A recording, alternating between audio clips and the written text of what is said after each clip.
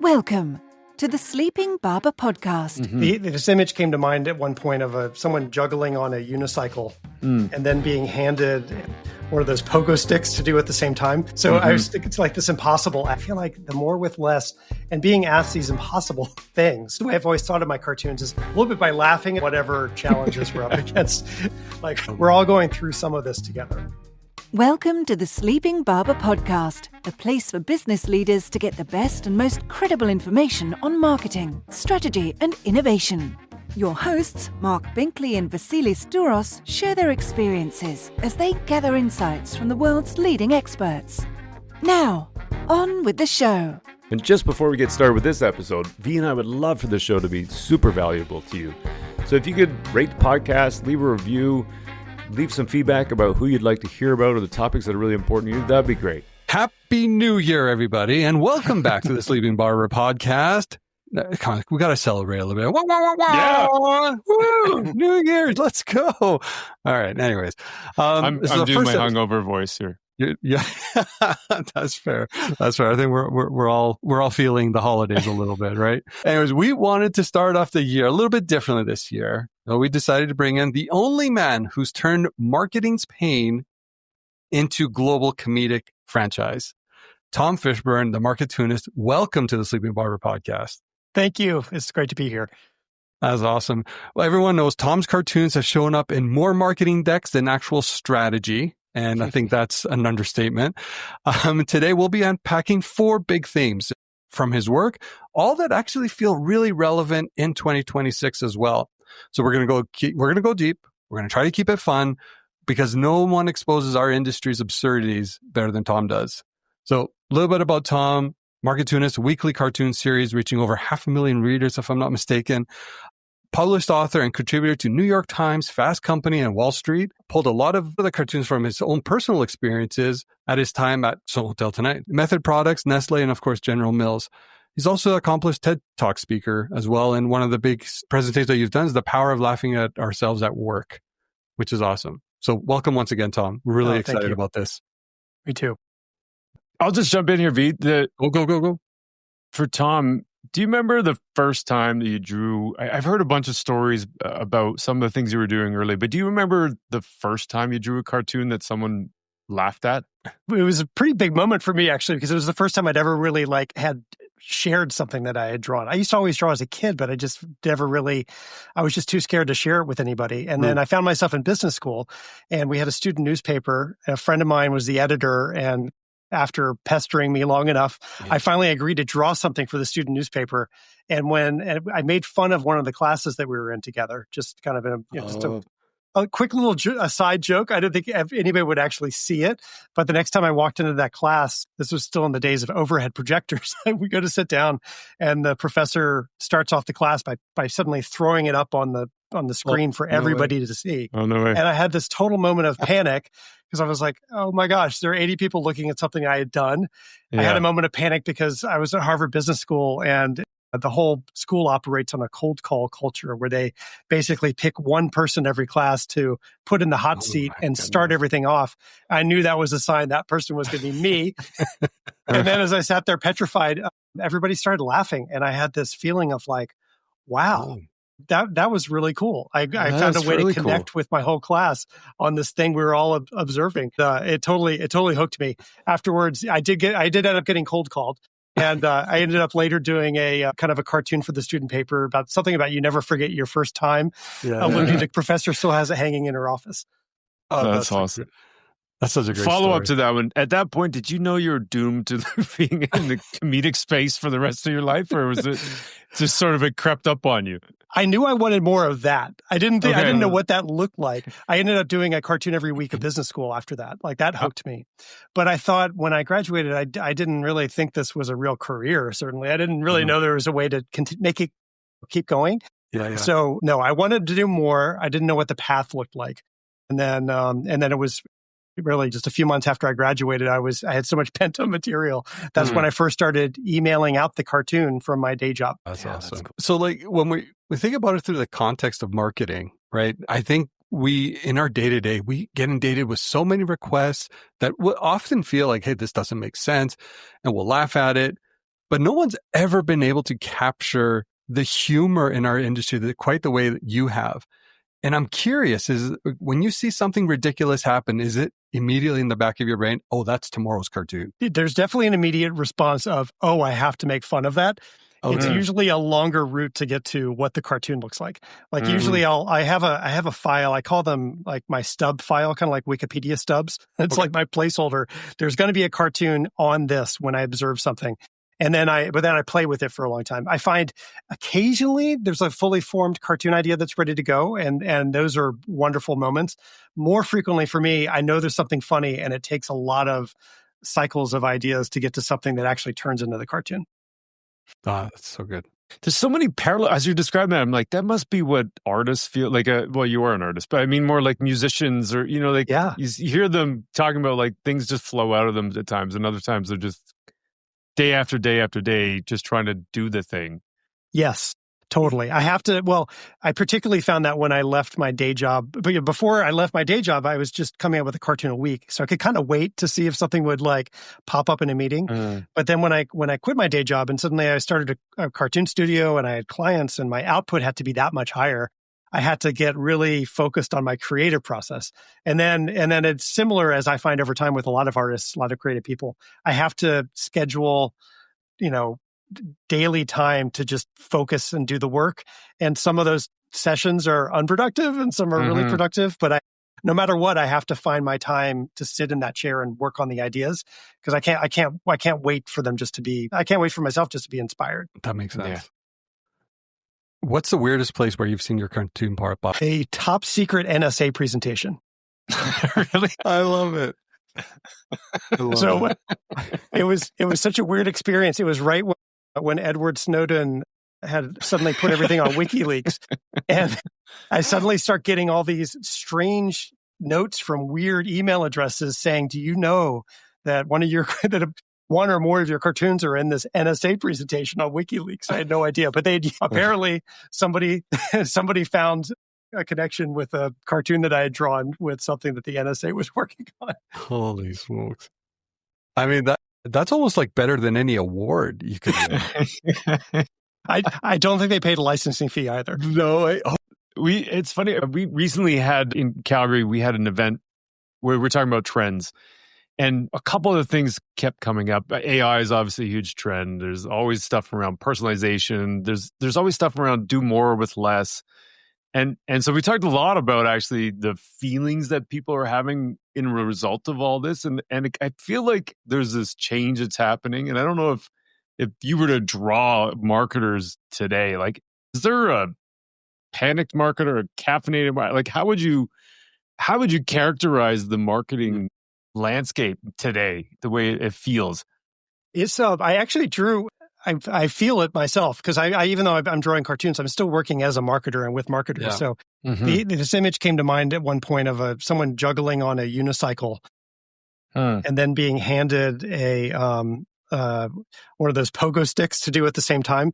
So I was thinking it's like this impossible ask. That keeps coming to mind for me because I feel like the more with less and being asked these impossible things, it's challenging. It's not for the faint of heart. And I feel like in some ways at least the way I've always thought of my cartoons is like a little bit by laughing at some of what we're up against. Like the humor is in whatever challenges we're up against. At least it makes us feel like we're not alone. Like we're all going through some of this together. Yeah. There's so many that when you see them, you're like, oh my goodness, how did he see that? Like, that's exactly how I feel in this moment as I'm trying to explain something to an executive or a peer or whatever. And they're phenomenal. Thank you. One just popped in my mind. Like V and I, we used to work together, Tom, and we used to, like, the short phrase was a cousin tax, meaning that some of the executives had a cousin or an aunt or, I don't know, a relative of some kind. That meant we had to go meet with them and figure out if there was some kind of investment we could make with them. Like, oh boy, here we go, cousin tax. That's so fantastic. True. Yeah. That's what surprised me when I started drawing them, how many stories are so similar. Like when I was sitting in this cubicle in General Mills, I thought it was just me feeling this way. Yeah. Maybe the people around me. But then when I started posting them and people would write me and suddenly I was like, oh my gosh, this is happening. Poland, the UK, wherever. Like we're all going through some aspect of that.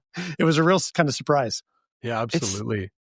It's so neat too because it's the visual. You don't have to read a giant, paper to understand that we're all going through. It's just like right there in your face. The insight is so immediate. Like when you're reading it, not to say that it takes you like an immediate moment to produce it, but to read it or see the commercial or cartoon, it just is almost like a slap in the face. You're like, yeah, I get it.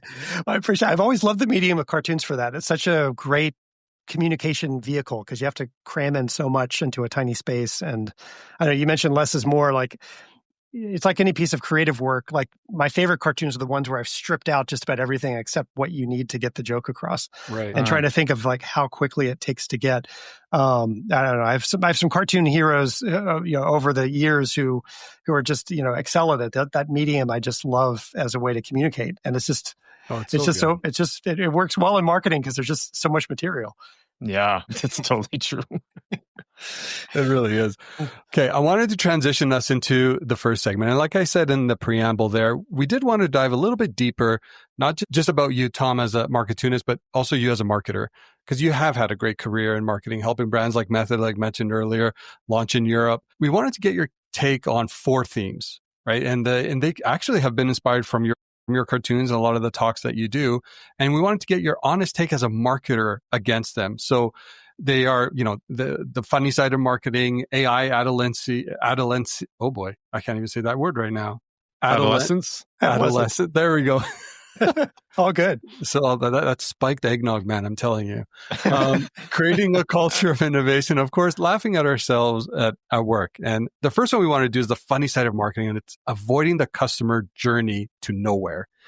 And this was spurred on by, I would argue it's probably one of the most popular ones, at least the one that I've seen repeatedly in my time as a marketer, where it's illustrating a customer journey map as almost like as a wayfinder. And the 7 boxes are highlighting everything. What was it? From like awareness to loyalty. And then there's a customer that's saying, actually, I'm just looking for the bathroom. Why does marketing so often create complexity that customers don't need or don't even see? I think so much of it is a form of myopia, where we are as marketers thinking about the customer, what their life is like. We're working in a marketing environment. We're thinking about our brands all day long, all the time. We're having meetings all the time. We're having retreats to talk about our brand positioning all the time. And the typical consumer or customer doesn't think about us. We're lucky if they give a category a couple of seconds of thought. Yeah. They just don't think about us that much. And so I had, when I was at General Mills, the CMO used to encourage us on a pretty regular basis to just leave the office, go into a local grocery store, and just stand there seeing how people actually interact with your categories. Right. Yeah. Like, pay attention to it. Get out of the ivory tower in a way. Mm-hmm. And so I think a lot of it is a mindset that's just baked in. And then when you add on tools that can be really useful, like a customer journey map or a customer funnel, can be a really useful tool. But if you have the type of mindset where you just have you kind of over-engineer thinking how people think about your category, you start to think of them not as complex individuals, but you think of them as just a buying machine on a linear path to purchase, or you think of them as part of a consumer segment or a persona. And although those tools can be useful, you can you can look at them too myopically and miss the big picture, I think, ultimately. There was a Harvard professor in 1960 who coined this idea of marketing myopia back in 1960. And he always has famous quote I've always liked, that people don't want a 1/4-inch drill, they want a 1/4-inch hole. Yeah. And I think that insight applies to everything we're doing in marketing today, in modern marketing. We can still approach it with a little bit of myopia and therefore miss the big picture and often not be able to take full advantage of some of the tools that we have at our disposal. I don't know what to call this, but I feel like you were probably really good at this, because there's this idea where, let's say the funnel, right? We're so trained to think about a funnel and this version of what we believe to be the only sort of customer journey. And then we go into even if we say, well, yeah, let's go into the real world and observe people, we see the thing that we want to see in a way. Like there's almost a bias. And I feel like that's where you have this ability to strip away the model and just see it for what it is. It's almost, I don't know how you describe that, but it's a unique observation process. It's I don't know if there's a word for it, but I do think about that sometimes. Like a lot of my starting points for cartoons would be to just flip it around and think, what's the customer point of view of this? Right. Like I did a cartoon once. At the time, I was working at General Mills on Yoplait, and one of my product lines was Go-Gurt, coming out with new Go-Gurt products. Okay. And I did a series of panels. This was a really early cartoon, but I had like what every functional group within the business, how they would define what they do. And it was sort of like the engineer was like, it's a 2.25 ounce tube of whatever yogurt. And the advertising person said, it's benign rebellion. And, I had all these people, all these panels. And, the legal person was saying it's a risk hazard and whatever. Yeah. And then the consumer was like, I don't know, it's whatever's in the fridge. And it's like this. And I feel like what cartoons I think can do, and what I try to do sometimes, is just hold up the mirror. Like, hey, we're all in this meeting and we're talking about it from one point of view, but like, there's so many moments where the emperor has no clothes, and we aren't often talking about it. And so that's a lot of what I see the opportunity for, is if we can have a moment just to, hold up the mirror and see it from a different perspective, it'll make us better marketers, because at least we'll be realistic of like, what's the right way we can show up as a brand in this situation? What are some real utility we can offer? How do we show up in a way that really does stand out? And now a short word from our sponsor. This episode was sponsored by Quadical. Did I say that right? Quadical? You did. Quadical. Yeah. Quadical. Mark, what is it? Well, V, I'm glad you asked. Quadical is my own company, actually. So, I'm the Sleeping Barber podcast co-host with you, but I also have my own company. And so I'm happy to sponsor the Sleeping Barber podcast. Love that. Because I give so much time to it. But Quadical is a fractional marketing leadership firm where we specialize in evidence-based marketing. And we do consulting work for companies typically between $30 to $300 million, and helping them navigate some of the challenges that people have, like, I know something's broken, but I'm not quite sure how to fix it, nor do I have the time to fix it. Fair. And so that's where we help out a lot of people. Well, I'll speak for Mark as well, because you're wearing your Quadical hat right now. We appreciate your sponsorship of the Sleeping Barber podcast. And for all those that may be interested, we do have a whole bunch of sponsorship options. Always looking to bring on new sponsors. We have a lot of creative ideas that can really help across a global audience. Thanks, V. No, thank you, Quadical. We appreciate your business. And now back to the show. Yeah, I'm really curious, because I think, where do you think that gap actually comes from, though? Because there is a gap there on what we perceive versus what the consumer is seeing or what they want to see. Do you think it's rooted in data? Do you think, like Mark and I constantly talk about the organizational structures and how innately that does create silos, that even though you may want to have dotted lines everywhere, but at the same day, the moment that things are disassociated, it does create that difficult. But in your experience, where do you see that gap really stemming from? Biggest, I think it's all of those things, but the biggest one I think is the organizational silos. I think actually it's a really big part of the marketer's job that's often underappreciated, the value of them being a marketer internally into their own organizations. Yeah. And being the one who's closest, who should understand it because of all the data and because of the work that they do, the consumer research studies and the shopper decision trees and all those types of things. They're on the front lines of a lot of that. I think there's a real role to try to bring that into the organization and make everybody feel like they're part of it. Mm-hmm. Method was a great learning experience for me because it was such a small company. In some ways, we could get a little closer at it because I actually knew everybody on the team working on it. Right. Whereas at General Mills, it was much, you were just in different buildings altogether. Yeah. But I think there are ways to bring more of the actual customer into the room across the organization, and to feel like everybody in the entire organization is really part of their job as marketing, even if they don't see it that way. I think if you can inspire the organization to think that way, it's exciting, because then, at Method, some of the best ideas would come from people not in marketing, because they would think about, they were just so close to it. They're like, we could do this thing over here. Yeah. And then it ended up being a really cool example. And sometimes those ideas that come throughout the organization, you end up being able to punch harder than your weight, and they ultimately don't cost the same media dollars because they come from a different area. So I think that's one area I often encourage companies to focus, is how you do that more. And just thinking about that in relation to the customer journey too, is there, in your experience, or even just observationally with any of the cartoons you have drawn. Is there any ridiculous customer journeys that you've seen that you like examples of how we overcomplicate it? I mean, the one that you talked about is an obvious one, but it's also based on the funnel that we know, Well, it's a lot of times when I see, I mean, customer journeys, the example is actually simple by comparison with what I've seen. That's what I mean. That just had awareness, trial, repeat, loyalty.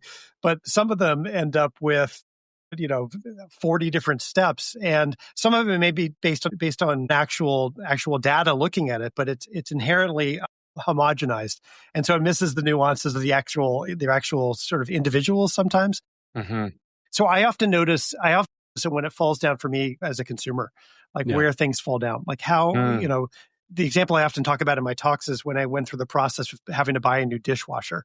And ultimately, like, it went on for so long, like we were washing dishes by hand because that was easier than actually going through the process to finally buy a new dishwasher, that would fit our space and trying to work our way through that.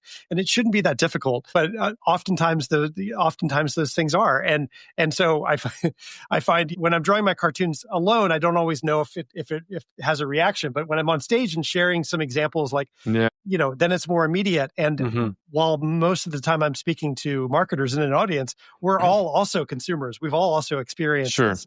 And so I think there's an opportunity to just look at and do kind of a pain point purge on what our business is as best we can. Like, that's a really good first thing to do. Actually, the same CMO at General Mills who told us to go into supermarkets, his other great advice, which I liked, was when you first learn you're going to move into a new business, before you actually join the business and you get all the material, all the great material they're going to give you, before you're uncorrupted by that, take an empty notebook and write down everything you think about the category at that point in time. That's a great idea. And then that becomes useful because you'll go back to it and say, oh my gosh, this is how I felt before I knew, for instance, working in the cereal category, that it was known as the RTE category. Because RTE and Nielsen stands for ready-to-eat cereal, which was set up in Nielsen because when that category was invented, it was different than oatmeal, which wasn't ready to eat because you had to heat it up. But everyone in the category talks about, how are we performing in the RTE category? And I'm like, no consumer has ever heard the RTE category. They're not thinking about you relative to other RTE brands. They're thinking about, I might get a bowl of cereal or I might go to Starbucks later. Like, they just don't even think along those lines. Such a great point. So that's how we often get so just too close to it.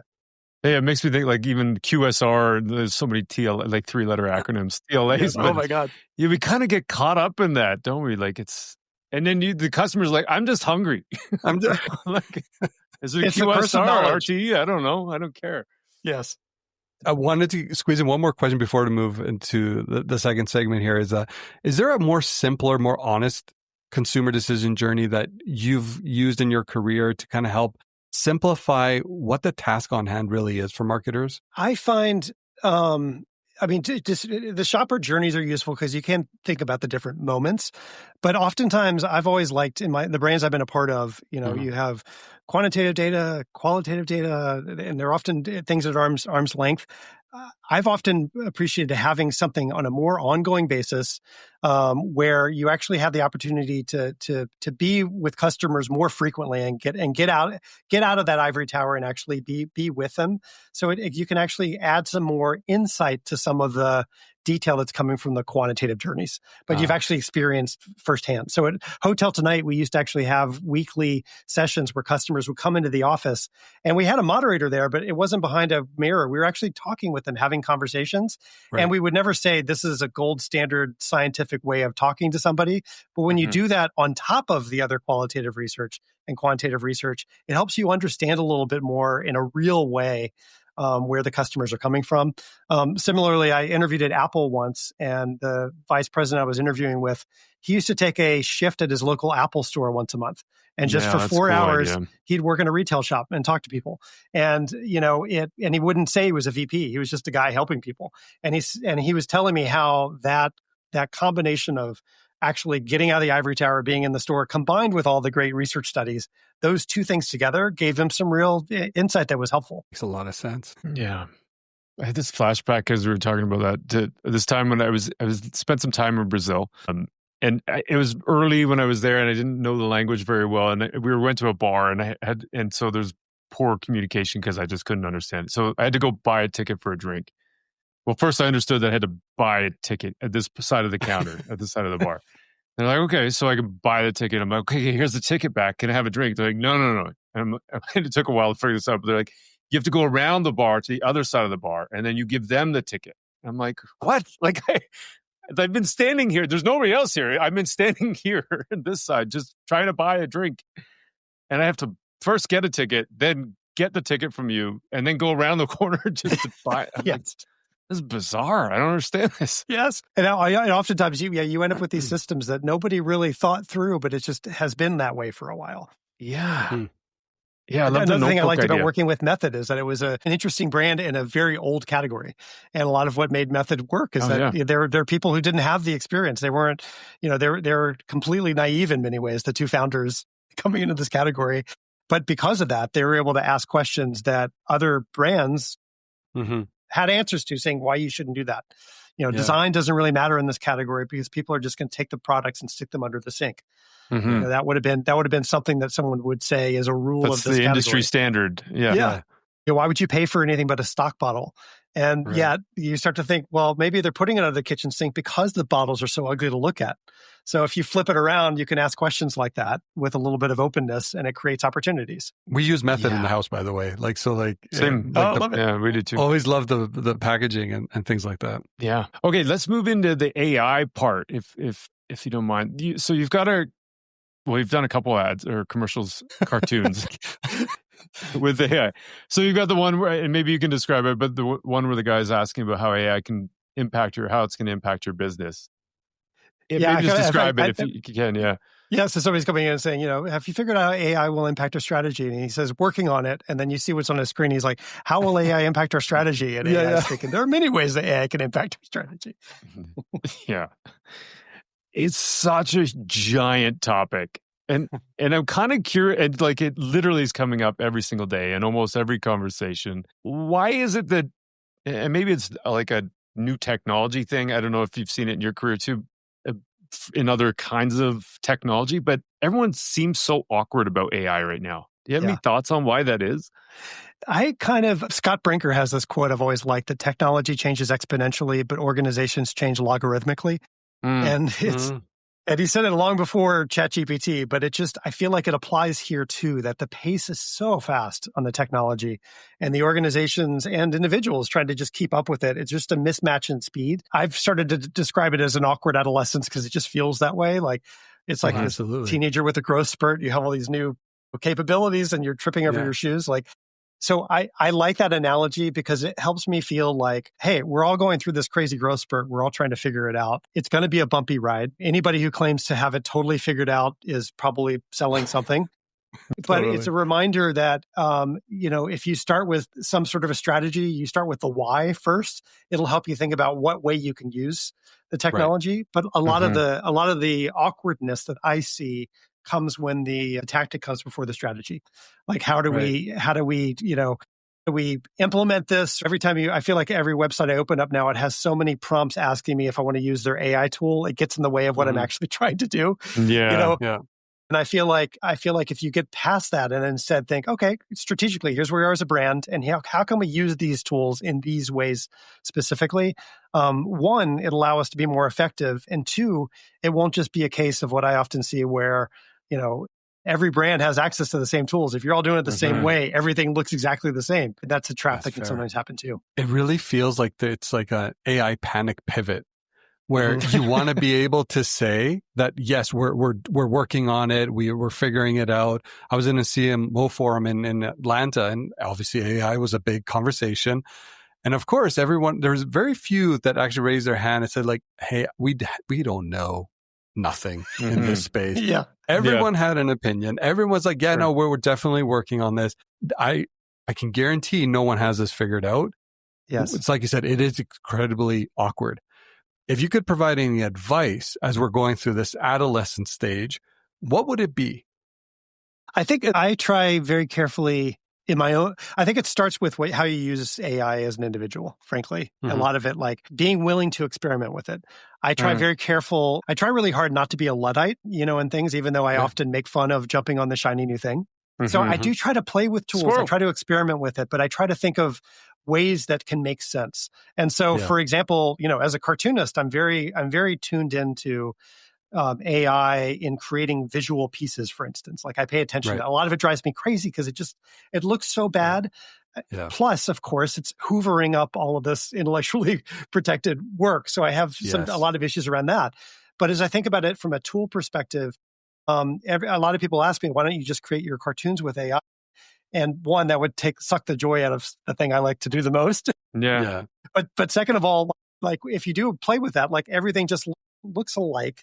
And I think sometimes people think it's a uniform, I'm using AI. Whereas I've tried to over time to play with, if I break out my workflow into 20 different steps, there's some of those that are more of the onerous types of that workflow. If I'm trying to research a new area, for instance, and I have 20 white papers on a particular topic, like AI can be really helpful for me synthesizing down the pros and cons. Like that's an area of workflow that AI is helpful for me as an individual. The same is true when I've written something. If I want to have, like the equivalent of an editor poke holes in it, like, and assign a certain persona to an AI to poke holes in what I've written. Those things I find really useful. And it can make what I do stronger rather than replace it. So I think I found that my approach to AI from an industry perspective, I started to feel a little bit more comfortable with the adolescence as I played with it as an individual with some of these tools to be more familiar with it. And so I think a lot of the best work can start with kind of working on ourselves as individuals. Yeah. I'm so curious about this part of it too, where you were just talking about how bad some of the AI is and the way it comes out. And I'm sure it's going to get better. It'll be better tomorrow than it is today and all that kind of stuff. But as a creator, you've got a whole body of evidence work out there that, as you talked about, is getting hoovered up. And people, without you consenting to it, are taking that and doing whatever they want with it and creating versions. Do you have thoughts on I don't know if legality, I know you're not a lawyer, but like as a creator, your feeling around that? Because it's something that people would drop into decks, obviously drop into top secret documents, but now they're creating stuff in your image almost. Yeah, I'm not a fan. I have to figure out, it's a typical thing of, accept the things you can't change and change the things you can. Like I could spin myself going crazy on that. What I find most people who like my work, like my work and what I bring to it, it's not my drawing style isn't that particularly special. And in a way it's the 25 years of having done it that I feel like that's where I can focus on building a relationship with an audience over time and to continue to go in different directions. If somebody superficially tries to do something in my style, I mean, they're probably better styles that might work for them, for instance. Yeah. And ultimately, I really can't impact it. There's so many LLMs out there. I mean, whatever enforcement they try to do in one is not going to be there in another. Yeah. So I've tried to instead focus on what I can control, which is the work I do, the connection I have, the relationship I have with the audience. That's kind of the best thing I can focus on. But to your point about everything looking the same, I feel like whatever we're talking about in marketing, that great samening is a real problem. And it's been a problem for a long time. A lot of brands do stuff that kind of looks alike. There's sort of a gravitation to the mean. And I feel like John Evans and Adam Morgan and Les Binet did this great research study in the UK on the cost of being dull. And there's a lot of dull work out there. They found John Evans is at System 1, and they do this research study of all the world's advertising, and they measure the emotional response to those ads. And there's happiness and anger and all these emotional responses. But the number one response, like 55% of the emotional response for 55% of the ads out there is indifference. And I feel like when we're creating whatever work it is that ends up creating a response of indifference, it's just a lot of wasted effort. And so I feel like in using AI tools, ultimately, it's really only going to be effective if it's partnered with whatever strategy you're trying to do as a brand and whatever you can bring to it to create something that doesn't result in indifference, that actually doesn't result in that great averaging out that can happen as the output of a lot of AI. So it's maybe using tools, but taking it above and beyond. I love that you brought that example up because as a part of that study, if I remember correctly, they tested cows grazing in an open field and to put that into the system. And then I don't remember, Mark, I don't know if you remember, what was the percent? Like the response was Was it half or something like that? Half of the ads in the study were worse than a cow chewing grass. That's it. Yes. Yeah, that's it. Yes. That's what we're up against. Yeah. And when the LLMs are based on what's the most logical next step, it takes up all that information and it just averages it out. Yeah. That's the path of least resistance. And I think in marketing, we're always trying to push against the path of least resistance. Yeah, absolutely. So let me ask you this. What do you think the biggest lie marketers are telling themselves about AI right now? I think it's along the lines of what we were saying, that it's all you have to do is X, Y, Z. It's like a tick box. I think that's the biggest lie. I think that it doesn't supplant all the hard work, the strategy, the work, what makes you unique as a brand. It's not a replacement for that. And so I think Mark Ritson often talks about the tactification of marketing, that oftentimes marketers jump on the tactics before they do the hard work and think about the strategy up front. And so I think that's the biggest lie, is that you don't need to still do that upfront work on the strategy. To your point too, around the tactification of it in the law of averages, or regression of the mean almost. There's also, I've been playing around a lot with AI and building out some agents, or not agents, that's not right, specialists, let's call them, that are part of my team. And there's an onboarding process, like any other onboarding process for any other person that I've found. And what was happening was, when I wasn't doing that, when I wasn't investing the time, I was just getting the averages. Yes. Yeah. And the normal stuff that probably everybody's going to get when you put it in there. So unless you spend the time to really customize and tweak the machines. I know there's a guy named Paul Dervin that we've had on before, and he talks about wrestling with the robots. If you don't wrestle with the robots, you end up in this same spot as everyone else. 100%. I'm a big fan of Ann Handley and her approach to marketing and writing and the creative process. And she's been talking a lot lately about the other essential type of AI, which is analog intelligence. And so that's a good one. If you bring analog intelligence, spend the time thinking about what makes you unique, all of those things, and then you find appropriate ways to use artificial intelligence alongside that, then you can create things that don't regress to the mean. But I think it's just easy to go for what's quick and easy. But I think it's like empty calories. It's superficial. You might create, it's like our inboxes are flooded with a lot of AI generated emails, which are pretty easy to just delete and miss it. And is that a lot of wasted effort because they made it so quickly, but yet you delete it just as quickly? I did a cartoon once I titled it "Buy Bots for Bots." Yeah, that should be a brand. And even the agents that you talked about, there's a whole movement toward having agents where marketers can reach customers easier than before, but customers will soon have agents to ignore those agents trying to reach them, like it's an arms race. Totally. Before we move on to the third kind of segment here, the one thing I wanted to offer to this is I regularly contribute to the Canadian Marketing Association as a writer. I know Mark writes for Work and things to that effect. And I would say that AI, from my perspective, has helped me get over that writer's block, because I've always been self-conscious of my writing. And I found that I can use it to help me get through that barrier of like, well, no one wants to read this. This is not interesting. And I get in my own head. And AI has been able to help unlock some of that for me. And it's like finding that balance between it, because you do always want it to be your voice. But at the same time, I found, like, for me, that I'm not a professional writer. I do have ideas. I do have thoughts. It's given me an outlet to actually get some of my words out there. And it's for that I've been extremely thankful. And it's how I currently use it. But I can see that for sure. Yeah. Okay. Overcoming idea killers and building a culture of innovation. Now, another one of your classic strips showcases a room full of people, and they're sorting ideas. They're in front of a whiteboard. They're sorting ideas into recycling bins, and the ones are labeled like tried before, too risky.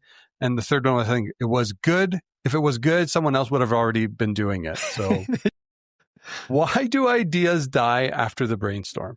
This kind of relates a little bit to what we were talking about the great averaging, because this was something that was happening long before AI, and AI is an accelerant of that trend, I think. But the typical nature of business, in a lot of ways, on how we look at risk, and we have a lot of perspective is in an organization, and it's essential to look at risk. But if we're not careful, we can forget that the riskiest thing of all is not to take any risk. And you end up with the cost of dull and ads not outperforming cows eating grass. That's part of that. And so I think that I use this analogy of Newton's apple falling from the tree. Eureka! I have this idea, but the analogy I use is that typically the apple then turns into applesauce. It goes through all these chomps taken out of the apple, like sanding it down, and you end up with this watered down version of what the original idea was. That's another example of what I think of as the path of least resistance in an organization. So that if we're not careful, that's what organizations do. They sand the risk off. They sand what makes it interesting.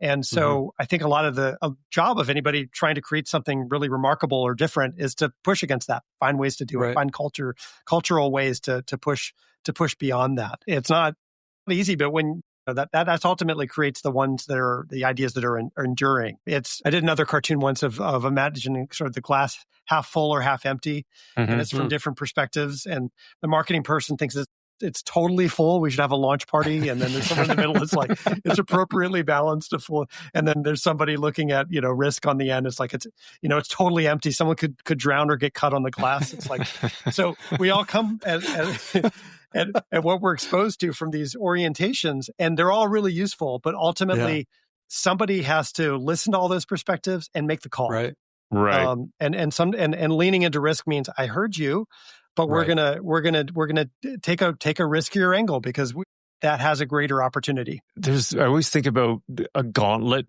whenever there's a creative idea, like the original idea, and it's kind of like your Apple thing we were talking about. It just gets sanded down, and so you run the gauntlet, and out of the other end comes some ridiculous thing. One of your cartoons is this billboard that just says logo, and it's gargantuan sized logo, and then somebody else, the only comment they have is, it should be a little bit bigger, don't you think? Yeah, totally. I actually did one billboard idea where it was a completely empty billboard, and somebody saying, this was our compromise with legal. I love it. This is where we met in the middle. And I think I try, I guess with a lot of my cartoons, I try not to have a poison pen about it. Like I'm trying not to make fun of anybody individually. Like it's usually it's the nature of it. And we're all in, I've learned over time, we're all in environments like, where there are challenges like that. We have to, and obviously cartooning is the whole language of exaggeration, but ultimately, I find it useful when you call these things out. We can at least laugh. It makes it easier when we're laughing at some of these things to then say, this is getting in the way. We need to operate a little bit differently. I wanted to ask too, with that, like being in the position you're in, you're presenting ideas to a lot of people, and I'm sure you have done commission work and things like that. I find in the case of, someone saying, make the logo bigger, the legal team saying, cut everything, or whatever the feedback is, often I wonder if they just don't have the language to provide better feedback. So they just default to their perspective, their opinion, or their safe zone to provide the feedback. And then it's all about risk, or it's all like that glass half full thing, or it's all about opportunity, or it's all about just the logo. I think that's a factor. I think the bigger factor, though, is often when they're brought into the process. And sometimes I think if a marketer's organizing the process, like I've been at so many environments where you create something, it's all the way at the end, and then you present it to the legal person. And at that point, the only thing they have, the only tool they have is a red pen. Versus, and I found this particularly at Method when we were such a small team. If you're at the early stages and you're like, we want to do this thing, and here's what, and oftentimes the creative ideas would come from that person who's, it's like, hey, we want to do this thing. We don't know where the line is. Help us understand how far we can take stuff. Yeah. And actually, every lawyer I've known in the process, they love to be brought in early. They'd love to be involved early. And understand the right language, but also, going back to strategy. What are you trying to accomplish? And and that was a big light bulb moment for me at Method when we often got very creative ideas from the legal team on what we could do. There has to be a balance somewhere in there too, because bringing a lot of the stakeholder groups early into this process. Marketing is already so difficult to move internally because there's subjective point of views that can help, or sometimes it just takes things in different, because everyone has their own echo chamber and they look at things through their own lens. What's that line that you have to toe with? How far can you actually extend that I don't want to call it an olive branch because everyone should be wanting to be working together. But when all of a sudden now you have a decision by committee, then things just stall out. Totally. I've always liked the line, everybody has a voice, not everybody has a vote. And the idea that at different stages of the process, having input, having creative ideas is really helpful. But as you point at, like the death by committee is very real. Yeah. I heard early in the days of Square, the payment system, they used to refer to their product managers as editors. And I kind of like that idea that the one who has the vote is an editor. And it's sort of about curating. It's about, hey, great point of view you have here, but we have to curate now. We have to leave stuff on the cutting room floor. We can't listen to what everybody has said. And so I feel like the things that launch that have the most impact on the world, they often have somebody who's going to be brutally ruthless at the end. Now, there's a reason why a lot of TV remotes are so complicated, and it's often because every button has their own product manager who is fighting for their button to be there. At least I think. So that's such a good point. And that again is the path of least resistance in a way, because everyone's fighting for their little piece. I need the record button still there. No one records anymore. Exactly. That's such a good point. Yeah, and then, as you were saying that, I was thinking about products, and I think that's maybe without that editor role, that's part of how you get these feature Frankenstein kind of products, but also probably on the creative side, how you end up having 15 different messages trying to get compressed into one thing, right? Totally. And that, oh my gosh, that happened. Any piece of visual creative, if you have too many cooks in the kitchen at the wrong stage, it's horrible. I remember there was a video once that went viral. It was one of the early videos that went viral, and it imagined if the Apple iPod packaging were designed by Microsoft, and it had step by step. It was like, let's make better use of this space. Let's do this. And it slowly but surely turned into this mess. Right. And it went viral, and everybody was, having a good laugh at it because they're related. But the punchline I always found funny is that it turned out the video was made by the Microsoft design department. They made it to show their own marketers that Microsoft, what was getting in the way of them creating great work. Is that real? They really did that? They really did that. Oh, my goodness. Oh, wow. That's amazing. Yeah. Okay. Wow. I want to squeeze in one more in this topic here before we go to our final segment. How do you believe leaders can build a culture where ideals feel safe to propose and safe to fail? Yeah, I think a lot of it does come from the top. So I think there's a lot that a leader can do to set the tone, and it's both overt things and just setting by example. Fear is one of the worst things you can have in an organization trying to do anything innovative. Absolutely. I'm a big believer personally that humor is one of the antidotes to that. I think leaders, if they have a self-deprecating sense of humor, if they make it clear that you can laugh in this environment, I think that goes a long way. Like if I have any sort of mission that's come out of my work, it's probably that when we laugh at the things that can get in the way, we can do our best work. And I feel like organizations that kind of adopt that go a long way ahead of organizations that create an environment where you're scared to say the wrong thing. Right. And I noticed a few points in my career. General Mills, for instance, I remember when I started, it was soon after the failure of a big launch. It was a snack food called Wahoo's. And they were trying to go, General Mills thought, we're going to launch something and kind of go after Frito-Lay. It's a whole new category. They put a lot of effort and investment behind it. And it didn't do well. But it ended up creating what we often would refer to as like this hangover, the Wahoo's hangover. And it came up in every meeting in every part of the business. Well, we don't want another Wahoo's. Well, we don't want to be another Wahoo's. And years later, I got invited to come back and speak to General Mills. And it had been 15 years, and I mentioned the Wahoo's hangover in my pre-call. And someone said, that might be sensitive to bring up. And I'm like, it's been 15 years. How can it be too sensitive? And ultimately, they talked about it and they were like, no, that's why you should bring it up. And I did bring it up, and I kind of talked about my own experience having been there. And for me, it was a real example of that. We're not always aware of just how long that tail is. If you penalize failure, it can create a real cloud that's hard to get through. And so I think that leaders can be proactive to try to counter that, to say, to create the kind of environment where people do sort of show up as their true selves. And I think that it's one of the real key ingredients in organizations that are effective. I love that. Yeah.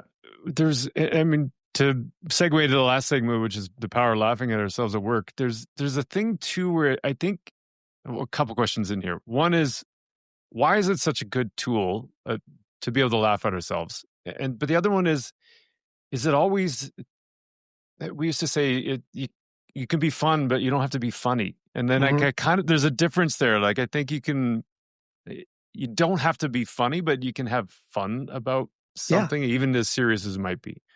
Totally. I think of humor, and I think it's a great point about having fun. I think humor, part of it is that there's a lot of different forms of humor, and very quickly in a business environment, people sometimes imagine the worst shock jock they can imagine, and that not thriving in an office environment. But I had an experience a few years ago at Stanford's Graduate School of Business, being a part of a course on humor as a leadership skill. And one of the things that really landed with me is that there are a lot of different varieties of humor, and there's academically 4 broad categories of humor. And one of them is described as affiliative humor, where we laugh with others about some shared challenge. And that's different than, for example, aggressive humor, where you laugh at somebody and it's basically laughing with each other, or laughing at, and that dynamic changes everything. So I feel like my own journey has shaped my belief in humor as a leadership skill, partly because I saw what happened when I was at General Mills starting to draw these cartoons. And some people thought, oh my God, you're going to get fired for this. And I would think so. It was like, why are you doing that? Would be my fear for sure. and particularly if I occasionally would draw somebody who looked a little too similar to one of the leadership team members, like there was just like, oh my gosh, this is career suicide. But I found early on, I got called into the office of the CMO to talk about my cartoons, and I thought he was going to yell at me. And instead he said, I love what you're doing. I want you to keep doing this. We take ourselves too seriously. We need to talk about these things that are getting in the way. And if anyone has a problem with the cartoons, have them come talk to me. And I was like, amazing. That's probably why I have this cartoon all these years later, because he said it. But I found personally, like, a lot of times we're all noticing the same things, but we weren't talking about it. Yeah. And so being able to laugh at something like, oh my gosh, we're all laughing at this thing together. We can actually talk about it. We're all noticing it. And then you could find a way to kind of move forward. So there's both being able to talk about something in a way that's hard to talk about another way. Yeah. I think that there's a disarming quotient of humor that it can be really powerful. There's sort of a fellowship, a camaraderie aspect of humor that can be really powerful. And it, which connects to kind of a belonging, like, hey, I can laugh here. I feel like I can bring my true self to the office. Like, all of that are very positive aspects that come out of using the right form of humor, I believe. A lot of what you're saying is resonating with me. And I often think about humor, because I would argue Mark and I would use it quite often ourselves, as a great release valve. We're really funny. We're not funny. Exactly how funny. No, I'm not saying I'm funny. I'm just like trying to introduce humor. Jesus. Put me on a stage. I'm saying it. I'm not saying you're saying it. I'm saying it. Anyways, what I'm saying is that humor can be a great high-pressure release valve for difficult environments. And I'd love if there's been a point in your career where you've been able to engage or use that in a way to de-escalate a situation or make a decision easier for, say, leadership to make. Great question. And one thing I want to say, when you were talking about being funny, like, having humor doesn't necessarily mean you have to be really funny. I think humor is shorthand for being human in a way. And in a business environment, the bar is really low. Like, being moderately, just being willing to laugh a little bit goes a long way. It's just being human. It doesn't mean that we're held up to the standards of John Mulaney or whatever. But yes, I used it throughout my career. I find I would often start my own business presentations with my own cartoons going into difficult situations. Whether I was, a method meeting with the target buyer when there was a challenge about, delisting a new item and using a cartoon to sort of set the tone. I used it over and over again. But I guess the most profound time I witnessed something myself was when I was working with a bank in Southeast Asia called DBS, and they were trying to do a big cultural transformation. And they asked me to come in and draw cartoons about their own business culture. And I had a chance to spend time with people in the team to learn about the cultural environment inside their offices at DBS Bank. And it was very hierarchical. And a lot of the hierarchy was getting in the way of them doing innovative things. Right. And I had one particular conversation. I was interviewing people about the culture, and I kept hearing the word scolded over and over again. Like, I'm worried I might be scolded if I make a mistake, or I might be scolded if this fails, or I might be scolded if I step on the toes of another department. And so I was just in a meeting with a few of the leadership team members talking through what I'd observed so far. And I asked about that word scolded. I was like, what does it make you think about? And the most senior person in the room, he walked over to the corner of the room, and he kind of got in this funny position where he held onto his earlobes and he squatted in the corner. And I didn't recognize it, but everybody there did, because it was common, I guess, for kids in trouble at school. They would make them go stand in the corner like this with their hands on their earlobes. They all were laughing at it. It was the first moment they really laughed in the meeting. And it was this moment, even before I did anything cartoon related, it was a moment where the senior most person was like willing to look like a toddler in the corner of the room, and they were all laughing at it. And then I drew a cartoon, like somebody squatting in the corner holding their earlobes, and like, does anybody else have any good ideas? And they thought it was hilarious because it fit exactly what they've been talking about, but it gave them a way to talk about, like, it feels like that sometimes. Like, we'll feel like children being scolded. And all I did was hold the mirror to what they had said. And they did every bit of the work of like finding some levity in it. But that was a moment where I felt like a balloon had popped, and like the pressure went out of the room. The rest of the meeting was a lot more fun. Like, there was a lot more laughter. So interesting. Yeah. Cause a couple of thoughts. There's one thought around the situation as you're saying that. And then so the thought around that for me is, and in most of your work, I mean, the characters are generic, I would say. I mean, maybe in your case, you might have worked closely with someone that goes, hey, those are the same kind of glasses I have. But for the most part, it's about the situation, it seems. So it's not the people, although the people are characters in the scene, but it's really the situation that you're poking fun at, so to speak. Yes. And it's sort of like, it's interesting that, like, in that scenario you just described, the guy holding his earlobes in the corner, all of a sudden you think that you have to be serious at work, but you need that pressure release valve that V was just describing, I think, to get work done a lot of times. Yes. Otherwise, you're so tense. It's like that idea of you're gripping the bat too tight or the club's too tight. Like, you just can't get to the point of productivity because you're so bent out of shape. Yes. My favorite quote along those lines is from an executive at Apple named Hiroki Asai, who was there for a long time. Yep. Fear kills creativity, and humor is our most powerful tool to drive fear out of the system. And I like that analogy, that it's a tool. It's a tool that we can use, that we can choose to use. And a lot of times the leaders set the tone that it's okay to use it. And when you see, a senior person being willing to laugh at themselves in an all hands meeting or whatever, it's like, oh, maybe I can do a little bit of that too. Like, it sets the right tone. Has there been a cartoon that you've drawn where marketers react to with, I try to avoid, I often think humor comes through some sort of a pain point. So oftentimes I think of pain points, but I always try to make it, at least the way I see it, is that the audience of the cartoon is the hero of the cartoon. Like, the ouch, it hurts is because I've reflected they're up against a lot of challenges and they're trying to figure it out. Not saying, ouch, it hurts because you're making fun at me. I think I've always had that approach because it started almost like my own diary in marketing. And if I'm ever making fun of anyone, it's usually myself, just trying to make my way through this world. Going back to the word adolescent we used earlier, I feel like we're all in a perpetual adolescence, a perpetual awkward adolescence. Absolutely. And I try to like laugh and make fun of like what some of those challenges are, rather than have a sting at a particular kind of group. That's kind of how I focus it. So I occasionally say something, people say it hurts because it's true, but it's usually they say it because that feels like what it's like to be in planning season right now, or because I'm trying to launch this new product or whatever it is. Like, there are things that we're all going through it, but we're kind of going through it together. Yeah. Yeah. And this has been awesome, Tom. I'm so appreciative of your time. How can people find out more about you and the work you're doing and some of the workshops you're doing and new things you've got coming up? Yeah, so I have everything on my website, Marketoonist.com. It's now 23 years of these cartoons, believe it or not. I send out a new one every week. I also write, 300-400 words on whatever topic I decide to cover in the week. And so a lot of people kind of subscribe to the newsletter. The algorithms can sometimes be a little imperfect on social media, so you don't see everyone that way. So that's probably the best way, my website. And it has a lot of my speaking and the types of work I do with organizations too. This has been awesome. So good. Thanks for your time today. Loved it. Really enjoyed talking with you both. Thank you. Thanks, Tom. Cheers. If you like this show, please leave a review. And even if you didn't, we'd love to make this show better, and your feedback will help us do that.